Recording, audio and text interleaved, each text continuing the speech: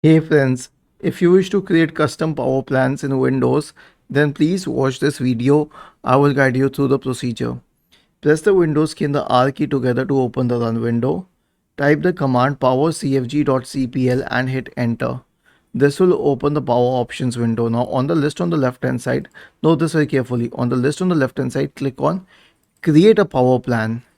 Give a name to the power plan. Let me call it current power plan.